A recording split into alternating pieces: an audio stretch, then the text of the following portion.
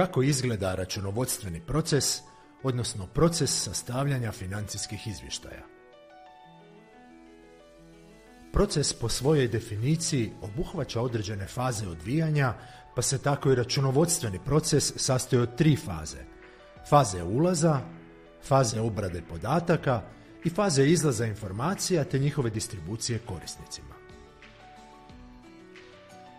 U okviru pojedinih faza potrebno je provesti niz radnji kako bi financijski izvještaji i odgovarajuće objave uz njih te izvješća za potrebe unutarnjih dionika bile pouzdane i objektivne.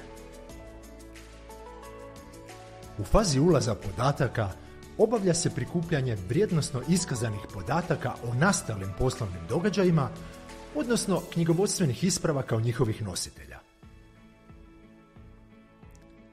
Tako prikupljeni podaci ne unose se odmah u sustav, već ih je potrebno analizirati u smislu utvrđivanja onih koji rezultiraju promjenom imovine, obveza, glavnice ili kapitala, prihoda i rashoda.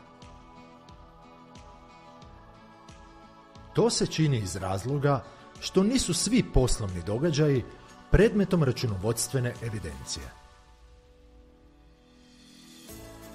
Isto tako, knjigovodstvene se isprave koje sadrže informacije o poslovnim događajima koji su predmetom računovodstvenog obuhvata prije unosa kontroliraju.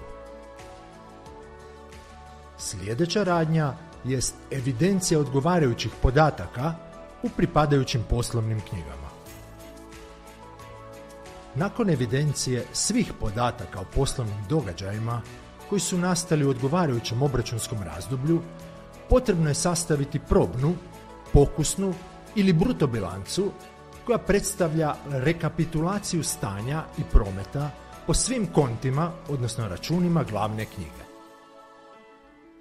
Preporuča se sastavljanje bruto bilance za razdoblja kraća od godine dana kako bi se izvršila provjera provedenih knjiženja i ispravile eventualne pogreške. Sljedeći korak jest sastavljanje financijskih izvještaja i pripadajućih objava te njihova distribucija korisnicima.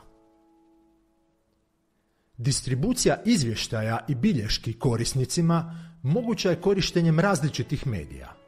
Uobičajena je situacija da menadžment, dioničari, nadzorni odbor, nadzorni organi države i druga državna tijela dobivaju informacije izravno u digitalnom obliku. Cjelokupnu sliku o računovodstvenom procesu steći ćete po obradi i usvajanju ostalih tematskih cjelina i, naravno, uspješnom polaganju kolegija.